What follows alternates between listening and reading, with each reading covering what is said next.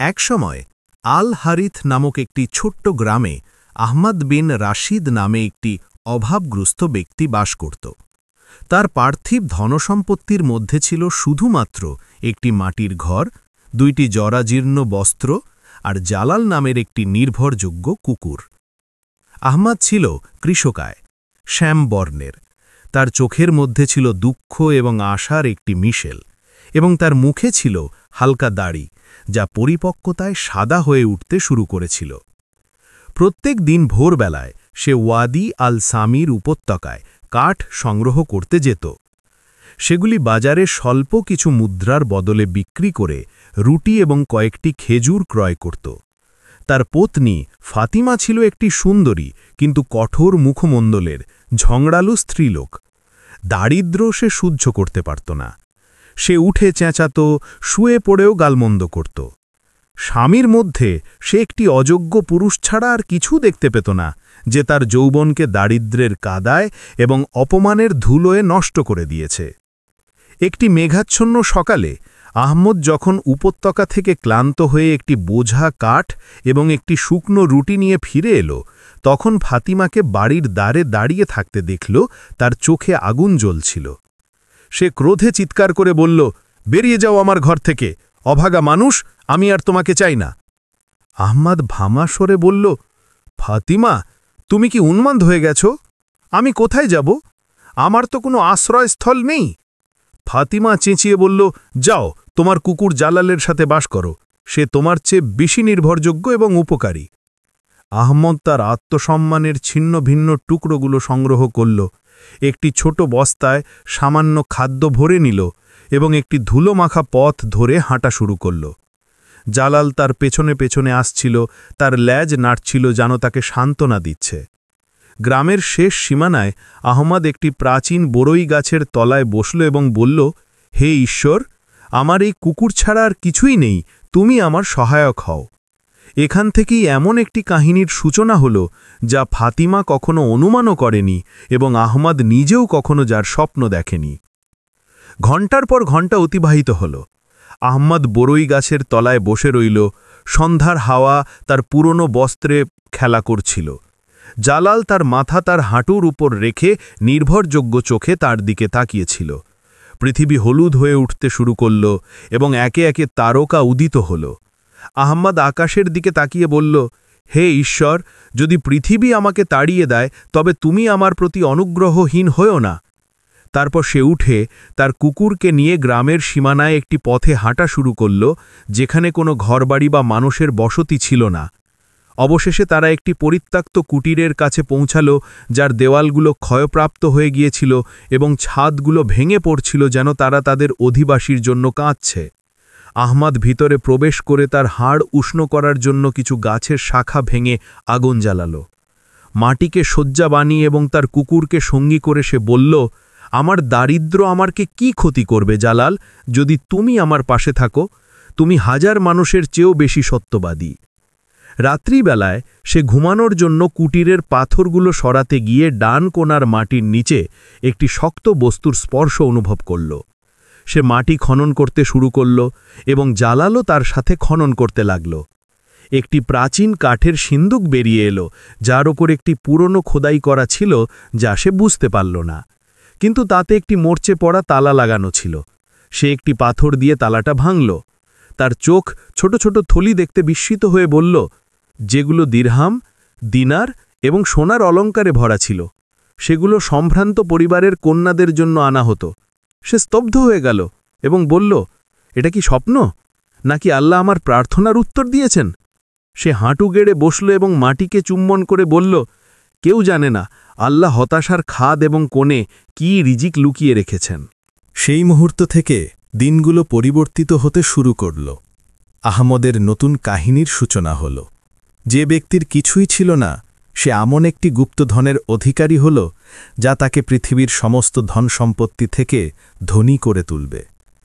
পরের দিন সকালে আহমদ এমন একটি ব্যক্তির মতো জাগ্রত হল যার স্বপ্ন বাস্তবায়িত হয়েছে। সে কি করবে তা চিন্তা করার আগে তার কুকুরের দিকে তাকিয়ে বলল, আমার সঙ্গী, তুমি না থাকলে আমি এখানে থাকতাম না, আর আজ আমি একটি নতুন জীবন আরম্ভ করছি, যা কেবল আমার প্রভু আর তুমি জানো। আহমদ গুপ্তধনের কথা গোপন রাখার সিদ্ধান্ত নিল। সে এটিকে আবার মাটির নিচে পুঁতে রাখল এবং সামান্য কিছু দিরহাম নিয়ে আল হারিথ গ্রামের বাজারে গেল। বাজারটি ছোট হলেও সেখানে প্রচুর লোকজন ও কোলাহল ছিল। আহমদ তার পুরনো বস্ত্র দিয়ে মুখ ঢেকে একটি উট, একটি নতুন কোমরবন্ধ, একটি পানির থলি এবং কিছু বহন ও সংরক্ষণের উপকরণ ক্রয় করল। তারপর সে দরিদ্রদের মতো কৌশল অবলম্বন করে কুটিরে ফিরে গেল, যাতে কেউ তাকে সন্দেহ না করে। পরের রাত্রিগুলোতে সে অল্প অল্প করে সোনা বের করে পণ্য ক্রয় ও বিক্রয় করা শুরু করল। একসময় তার বাজারের এক প্রান্তে একটি ছোট দোকান হল, যেখানে সে খেজুর, তেল ও তুলো বিক্রয় করত।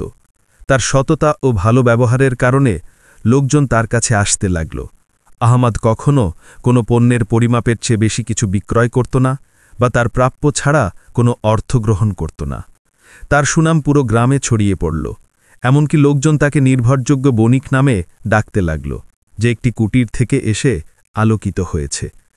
যদিও সে সেই পুরনো কুটিরেই বাস করত, সে ক্ষুধার্তদের খাওয়ানো এবং তৃষ্ণার্তদের পানি পান করানোর সিদ্ধান্ত নিল।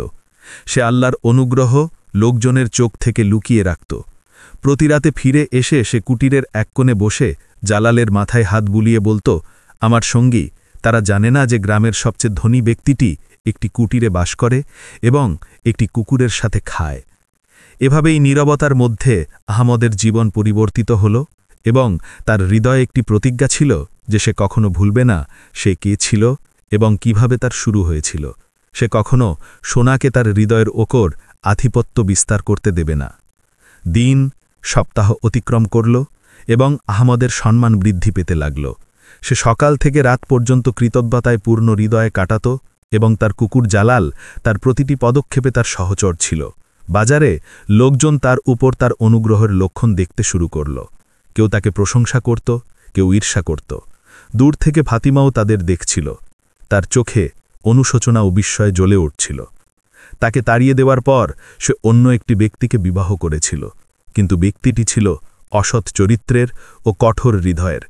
সে তাকে অপমান করত এবং প্রহার করত। তারা কষ্ট ও অপমানে বাস করত। অবশেষে সে তাকে তালাক দিল এবং তাকে তার পরিবারের কাছে ফিরে যেতে বাধ্য করল। সে বাজারে ঘুরে বেড়াত, কেনাকাটার ছল করে এবং নীরবে আহমদকে দেখত। সে কিছু স্ত্রীলোককে জিজ্ঞাসা করত, সে কি আহমদ বিন রাশিদ যে কাঠ সংগ্রহ করত? তারা বলত, হ্যাঁ, সেই। আল্লাহ পরিস্থিতি পরিবর্তন করেন। সে এখন একজন নির্ভরযোগ্য বণিক এবং তারা বলে যে তার প্রচুর সম্পদ গোপন আছে। একটি রাতে আহমদ যখন তার কুটিরে নামাজ আদায় করছিল এবং একটি প্রাচীন সংবাদপত্র পড়ছিল, তখন সে দরজায় হালকা আঘাত শুনতে পেল।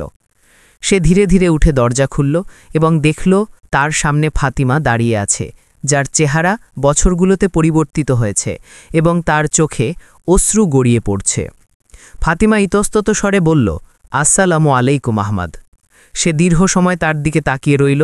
তার চোখে সহানুভূতি, সতর্কতা এবং প্রাচীন আঘাতের স্মৃতি মিশ্রিত ছিল।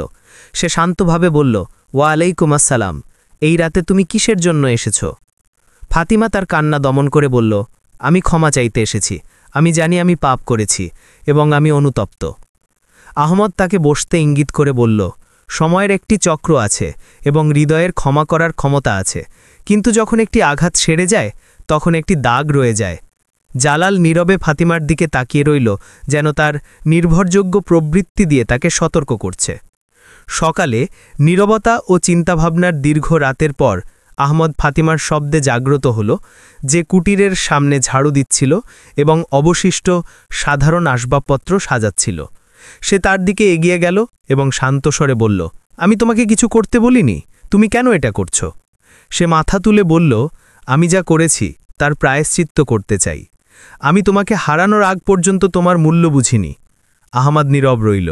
তারপর বলল, একজন মানুষের মূল্য কি তার সম্পদে নাকি তার ভালো আচরণে? যদি তুমি কাঠ সংগ্রহের সময় আমার মূল্য বুঝতে পারতে, তাহলে আমাকে রাতের অন্ধকারে তাড়িয়ে দিতে না। তার চোখে অশ্রু খেলা করছিল।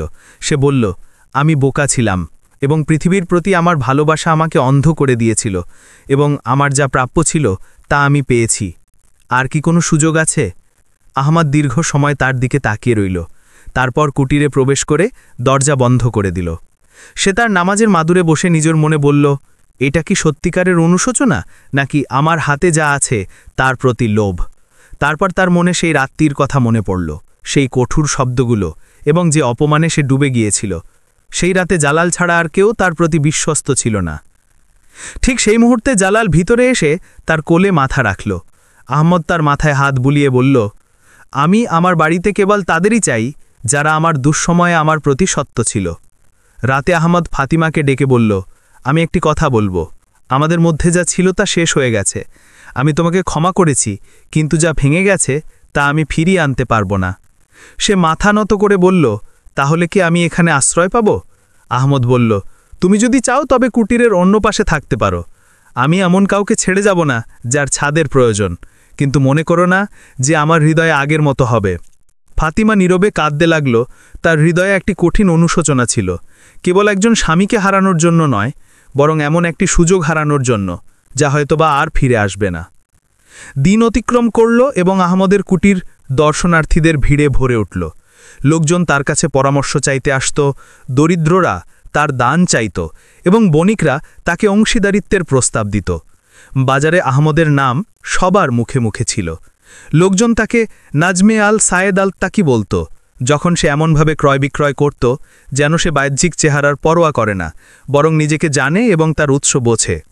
একদিন একটি গম্ভীর চেহারার ব্যক্তি, যার পরনে সম্ভ্রান্ততের বস্ত্র ছিল, তার কাছে এসে বলল, আমি খালিদ বিন জাফর, এই ভূমির শাসকের প্রতিনিধি। আমরা আপনার সম্পর্কে শুনেছি। আহমদ শান্তভাবে তার দিকে তাকিয়ে বলল, ভালো কিছু হবে ইনশাআল্লাহ। খালিদ বলল, আপনি একজন সত্যবাদী ও নির্ভরযোগ্য ব্যক্তি, এবং লোকজন আপনাকে বিশ্বাস করে। আমাদের শাসকদের পরিষদে এমন একজন সম্মানিত ব্যক্তির প্রয়োজন যে গ্রামকে প্রতিনিধিত্ব করবে। আহমদ তাকে থামিয়ে দিল। সে কোনো ক্ষমতা বা সম্মান চায় না। তার একমাত্র ইচ্ছে ছিল ক্ষুধার্তদের খাওয়ানো এবং নিজেকে আল্লাহর নিষিদ্ধ জিনিস থেকে রক্ষা করা। সে জিজ্ঞাসা করল, এই পরিষদে আমার কাছে কি চাওয়া হবে?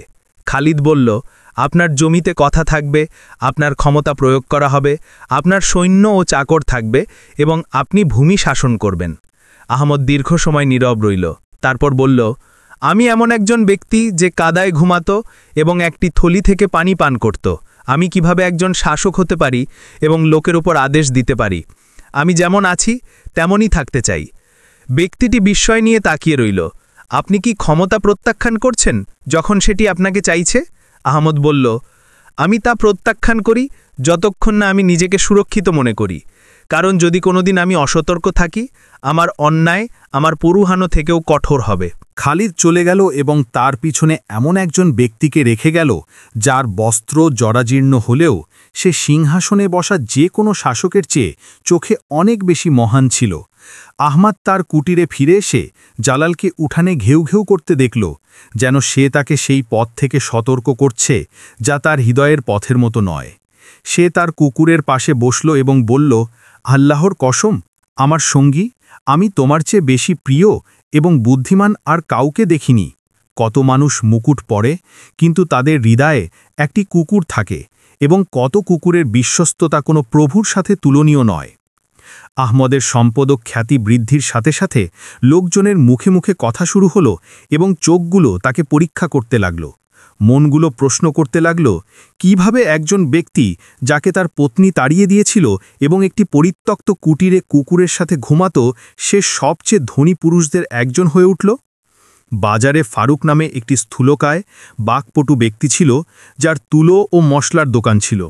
সে আহমদকে প্রচণ্ডভাবে ঈর্ষা করত। সে তার বন্ধুদের বলল, আল্লাহর কসম, এই ব্যক্তিটির ভাগ্যে একটি অদ্ভুত ব্যাপার আছে। আমি একটি রাতে তাকে দেখেছি গ্রামের পশ্চিম সীমানায় একটি প্রাচীন দেওয়ালের পাশে মাটি খনন করতে। ভ্রু কুঁচকে গেল এবং গুজব ছড়িয়ে পড়ল। ব্যক্তিটি প্রচার করতে লাগল যে সে একটি গুপ্তধন পেয়েছে। হ্যাঁ, একটি গুপ্তধন মাটির নিচে চাপা দেওয়া ছিল, তাই সে হঠাৎ করে ধনী হয়ে গেছে। কয়েক দিনের মধ্যে এই কথা রিয়াদ নামে একটি ব্যক্তির কাছে পৌঁছালো, যে ছিল ধূর্ত ও কুটিল। সে অতীতে লুঠেরা হিসাবে পরিচিত ছিল, কিন্তু পরে বাজারে একজন বণিক হিসাবে স্থিতি লাভ করেছে, যদিও গোপনে সে একজন চোর ছিল। রিয়াদ মনে মনে বলল, গুপ্তধন, এটা হাতছাড়া করা যাবে না। যদি আমি অপেক্ষা করি, এটা আমার থেকে চলে যাবে। এটা আমার হবে, যদিও এর জন্য আমার জীবন খরচ হয়। একটি শান্ত রাতে রিয়াদ আহমদের কুটিরের আশেপাশে লুকিয়ে রইল, গুপ্তচর্য এবং নজরদারি করতে লাগল। সে তাকে জালালের সাথে পশুর চামড়ার ওপর বসে থাকতে দেখল, একে অপরের সাথে মাংসের টুকরো ভাগ করে নিচ্ছিল এবং আহমদ তার সাথে একজন প্রাচীন বন্ধুর মতো কথা বলছিল। সে নিজের মনে বলল, এমন একজন ব্যক্তি বুদ্ধি দিয়ে সম্পদ তৈরি করতে পারে না, এটা অবশ্যই ভাগ্যের একটি আঘাত। তাই সে শপথ করল যে সে গুপ্তধনের অবস্থান খুঁজে বের করবে, এমনকি যদি তাকে নখ দিয়ে মাটি খনন করতে হয়। এখান থেকেই নোংরা খেলা শুরু হলো। পরের দিন রিয়াদ তার কিছু লোককে ব্যবসার ছলে আহমদের কাছে পাঠালো, যাতে তারা তার সাথে ঘনিষ্ঠ হতে পারে এবং তার সম্পদের গোপন রহস্য বের করতে পারে। চোখগুলো নজর রাখছিল এবং কানগুলো আড়ি পাচ্ছিল। আহমদ শান্ত ছিল, কিন্তু তারা যা ভেবেছিল তার চেয়েও সে বেশি চতুর ছিল। সন্দেহ ও গুজব বৃদ্ধির সাথে সাথে রিয়াদ দয়া এবং বন্ধুত্বের ছল করে ওমর নামে একটি ব্যক্তিকে আহমদের কাছে পাঠালো, যে নিজেকে একজন বিনিয়োগকারী হিসেবে পরিচয় দিল এবং নতুন বাজার তৈরির জন্য জমি ক্রয় করতে চেয়েছিল। সে মূলধনে আহমদের অংশীদারিত্ব চাইল, দাবি করে যে বাজারে তার সুনাম সোনার মতো মূল্যবান। ওমর কুটিরের কাছে একটি খেজুর গাছের ছায়ায় আহমদের সাথে বসল এবং বলল, হে আবু জালাল, আমরা আপনার সফলতা ও সাহসের কথা শুনেছি এবং আপনি আমাদের প্রকল্পের অংশীদার হওয়ার যোগ্য। এটি কূপের কাছে একটি জমি, যেখানে আমরা বণিক ও গ্রামবাসীদের জন্য একটি বাজার তৈরি করব। আহমদ সতর্কতার সাথে তার ভ্রু কুঁচকে বলল, আপনার মূল অংশীদার কে এবং এটা কোনো ষড়যন্ত্র নয়, তার কি প্রমাণ আছে? ওমর চারদিকে তাকিয়ে বলল, আমি আপনাকে প্রতিশ্রুতি দিচ্ছি যে আমি সত্যবাদী। আমরা লোকজনের সামনে সব কিছু লিখে রাখব এবং আপনি অর্ধেক অংশীদার হবেন। কিন্তু আহমদ অসচেতন ছিল না। সে সেই রাতে শিখেছিল যে তাকে শব্দ নয়, তার প্রবৃত্তিকে বিশ্বাস করতে হবে। সে বলল, আপনি আমার কাছে ছায়ায় এসেছেন, আসুন আমরা আলোতে বসি এবং মসজিদের লোকজনের সাক্ষ্য নিয়ে আমাদের কথা লিখি। ওমর বিচলিত হয়ে বলল, আপনি কি আমাকে বিশ্বাস করেন না? আহমদ শান্ত হাসি দিয়ে উত্তর দিল, আমি আল্লাহকে বিশ্বাস করি, আর আপনি এবং আলো সমান। তারপর সে উঠে জালালের দিকে হাততালি দিল এবং কুকুরটি কাছে এসে তার পাশে বসল, যেমনটা সে অভ্যস্ত ছিল, এবং ওমরের দিকে এমনভাবে তাকালো যেন তাকে অস্পষ্ট দৃষ্টিতে সতর্ক করছে। তারপর আহমদ যোগ করল, এবং জেনো সঙ্গী, যে গুপ্তধন তুমি মনে করো আমি পেয়েছি তা মাটিতে নেই, বরং ধৈর্য, স্মরণ এবং প্রচেষ্টায় রয়েছে। ওমরের মুখ কালো হয়ে গেল এবং সে রিয়াদের কাছে ফিরে গিয়ে সব কিছু বলল। রিয়াদ বলল, ক্ষতি নেই, যদি গুপ্তধন স্বেচ্ছায় না আসে তবে আমরা তা জোর করে নেব। সেই রাতে রিয়াদ তার 3টি খারাপ সহচরকে নিয়ে কুটিরের দিকে চুপিসারে এগিয়ে গেল। অন্ধকার আলোর উপর নজর রাখছিল। রাতটি ছিল অন্ধকার এবং গ্রামের সীমানায় নীরবতা নেমেছিল। কুটিরটি একটি প্রাচীন গোপন কথার উপর ঘুমিয়ে আছে বলে মনে হচ্ছিল। রিয়াদ এবং তার 3 জন সহযোগী ধীরে ধীরে পা টিপে টিপে হেঁটে গেল। প্রত্যেকেই একটি মোটা লাঠি বা একটি মোর্চে রসালো ছোড়া বহন করছিল। রিয়াদ জানালার দিকে ইঙ্গিত করে বলল, আমরা এখান থেকে প্রবেশ করব। তুমি ইয়াসিন মুখ বন্ধ রাখবে, আর তুমি তাহের দরজা বন্ধ করবে, যাতে সে পালাতে না পারে। তারা জানালায় পৌঁছতেই জালাল একটি জোরে ঘেউ ঘেউ করে উঠল, যা রাতের নীরবতাকে কাঁপিয়ে তুলল। সে একটি তীরের মতো ইয়াসিনের ওপর ঝাঁপিয়ে পড়ল এবং তার বাহুতে তার দাঁত বসিয়ে দিল। ব্যক্তিটি চিৎকার করে উঠল এবং তার ছোড়া ফেলে দিল। আহমদ চিৎকারে জাগ্রত হল। সে তার পাশে থাকা একটি লাঠি ধরল এবং কুটিরের বাইরে এলো। অন্ধকারে সে পালিয়ে যাওয়া রিয়াদের ছায়া দেখতে পেল। আহমদ চিৎকার করে বলল, হে কাপুরুষ, তুমি কি ঘুমিয়ে থাকা অবস্থায় গুপ্তধন চাও?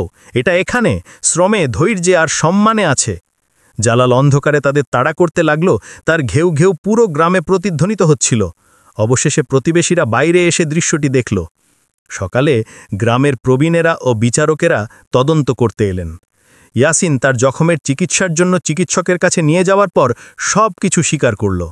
একজন বৃদ্ধ বললেন, আমরা আমাদের জীবনে এমন কুকুর দেখিনি যে জালালের মতো তার মালিকের সুরক্ষা করে। সে তোমার জিম্মায় ছিল এবং তার জিম্মায়। আরেকজন বললেন, আর তুমি আহমদ, তুমি তোমার নিজের হাতে তোমার গুপ্তধন তৈরি করেছ এবং তোমার কাহিনী লোকজনের মুখে মুখে ছড়িয়ে পড়েছে, যা তারা তাদের সন্তানদের কাছে বলে। গ্রামের প্রধান তার কণ্ঠস্বর উচ্চ করে বললেন, রিয়াদকে গ্রাম থেকে তাড়িয়ে দেওয়া হবে এবং যে জমি সে চুরি করতে চেয়েছিল তা আহমদকে উপহার দেওয়া হবে। এটি পরিষদের লেখনীতে লেখা থাকবে।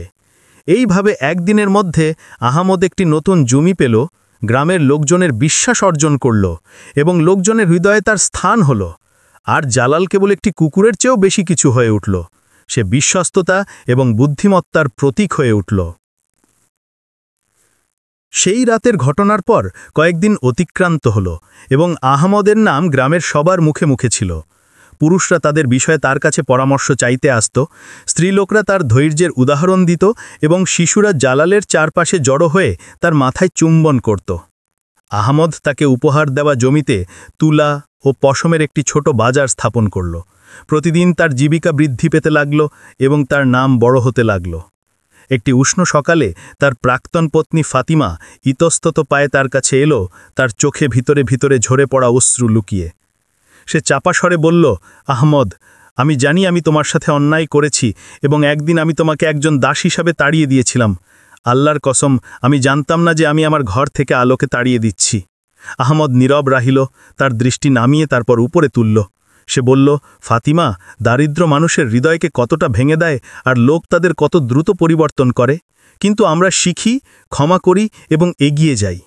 সে কথা বলার আগেই আহমদ বলল, যদি টটনের অর্থের লোভে ফিরে এসে থাকো তাহলে ফিরে যাও, আর যদি এমন একজন পুরুষকে খুঁজতে এসে থাকো যাকে তুমি ভালোবেসেছ এবং যার মূল্য তুমি বুঝেছ, তাহলে তোমাকে স্বাগতম। ফাতিমা মাথা নিচু করে বলল, তার চোখে অশ্রু, আল্লাহর কসম, আমি কেবল সেই আহমদের কাছে এসেছি যার মূল্য আমি জানতাম না এবং যে আমাকে শিখিয়েছে যে মানুষদের তাদের বস্ত্র দিয়ে নয়, তাদের হৃদয় দিয়ে মাপা হয়। আহমদ তার হাত ধরে বলল, এসো, আমরা একটি নতুন পাতা শুরু করি।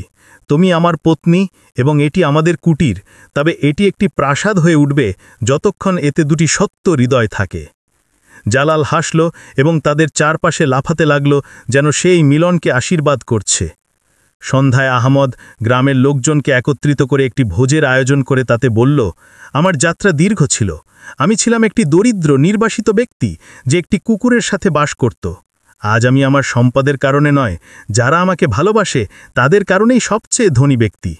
এই কথাগুলোর মাধ্যমে সেই কাহিনীর যবনিকা পাত হল, যেখানে সম্মান ছিল গুপ্তধন, বিশ্বস্ততা ছিল ফল এবং ভালোবাসা ছিল কাহিনীর উপসংহার।